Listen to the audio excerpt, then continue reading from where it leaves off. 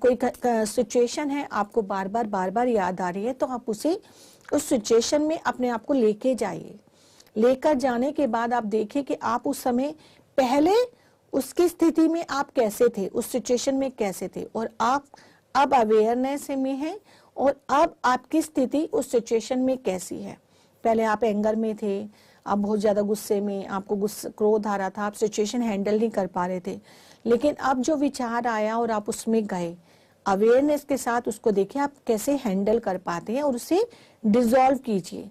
उसमें अगर फॉरगिवनेस मांगने की जरूरत है तो फॉरगिव कीजिए, सामने वाले को माफ भी करना है और सामने वाले से माफी भी लेनी है। दोनों तरह से आप फॉरगिवनेस भी कर सकते हैं। जब हम एक ही सिचुएशन में बार बार जाने लगते हैं, एक ही विचार अगर आता है, तो इट मीन्स वो आपको कह रहा है कि इस सिचुएशन से आप पूरी तरह से बाहर निकलिए, तब जाके आप उस तरह से विचारों को धीरे धीरे कम भी कर सकते हैं।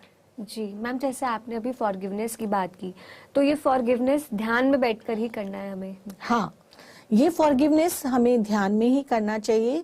फॉरगिवनेस जैसे मैं कहूँ, ये एक दिन में नहीं होता कि आपने अभी सोचा कि मैं फॉरगिवनेस कर लूं। फॉरगिवनेस करने के लिए रेगुलर आपको ध्यान में बैठना होता है, उस पर्सन को, उस सिचुएशन को रिकॉल करना होता है, और जब जाके आप बाय हार्ट, होता है ना कई बार आप जब बाय हार्ट किसी के साथ कनेक्ट होते हैं तो वो फीलिंग ही अमेजिंग होती है। आप देखिएगा जब आप पूरी तरह से फॉरगिवनेस कर देंगे तो आप जरूर, आपकी आंखों से अश्रु जरूर निकलते हैं कि आज मैंने उस पर्सन को दिल से माफ कर दिया, अब मेरे मन में कोई कड़वाहट नहीं। आप उसके उस समय उस पर्सन या उस सिचुएशन के प्रति कंपैशन में आ जाएंगे। आपको ऐसे लगेगा शायद मैंने ही गलत सोचा, शायद ये सिचुएशन ही ऐसी नहीं थी।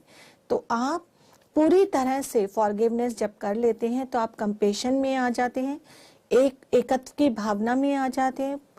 सेकंड, यूनिवर्सल लव आपके अंदर जागृत हो जाता है।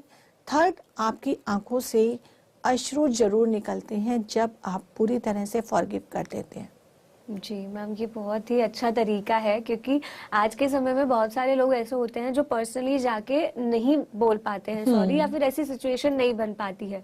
तो ये बहुत अच्छा तरीका है कि क्योंकि हम खुद पहले ये रियलाइज कर ले कि हमने फॉरगिव किया है कि नहीं, क्योंकि वर्बली तो हम बोल देते हैं सॉरी या फिर माफ कर दिया, बट खुद की सोल को भी रियलाइज होना चाहिए कि हाँ, हमने वो सॉरी भी मीन किया है और हमने माफ भी किया है।